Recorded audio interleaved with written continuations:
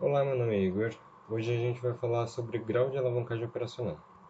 Primeiramente, o que esse índice mede qualitativamente? Então, existem dois significados que são correlacionados, mas a princípio são significados distintos. O primeiro é como que se dá a variação do lucro operacional de uma empresa ou de uma linha de produção com relação à, à variação de vendas dessa linha ou da empresa. Um outro significado se dá realmente para dizer o quão arriscado a empresa está nessa linha de produção ou nas suas atividades em geral, visto que esse índice mede a distância que a produção está do ponto de equilíbrio, que é o ponto que a partir de uma quantidade de vendas abaixo representa o prejuízo da produção. Então, quantitativamente, esse índice é calculado através, num primeiro significado, da variação percentual do lucro operacional e da venda operacional.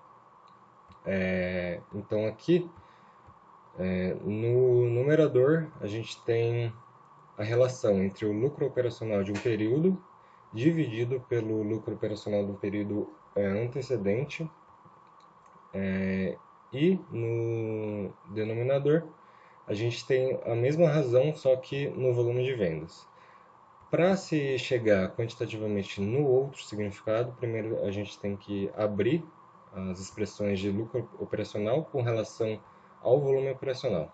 Então, o lucro operacional pode ser calculado através dessa fórmula aqui, que é justamente a receita total, que é o preço de venda vezes a quantidade de venda, sendo que a quantidade de venda é justamente o volume de produção, menos o custo variável vezes a quantidade de produção, sendo que esse termo, no geral, nos dá a margem de contribuição.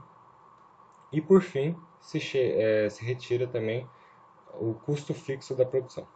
Uma vez tendo essa expressão introduzida dentro de como é calculado o grau de alavancagem operacional, a gente chega no segundo significado, que é justamente a contribuição dessa produção, então a margem de contribuição, dividido pelo lucro operacional por unidade produzida, que em outros termos também fica a margem de contribuição vezes a quantidade produzida dividido pelo lucro operacional.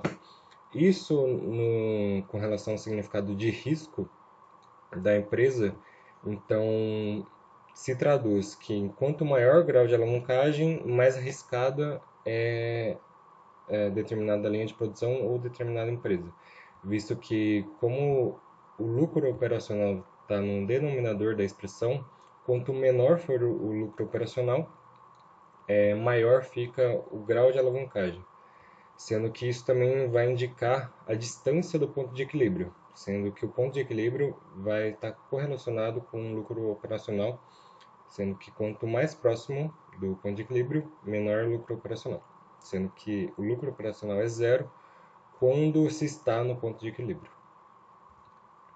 Para fazer essa apresentação, a gente utilizou essa referência bibliográfica aqui e agradeço muito pela atenção de todos.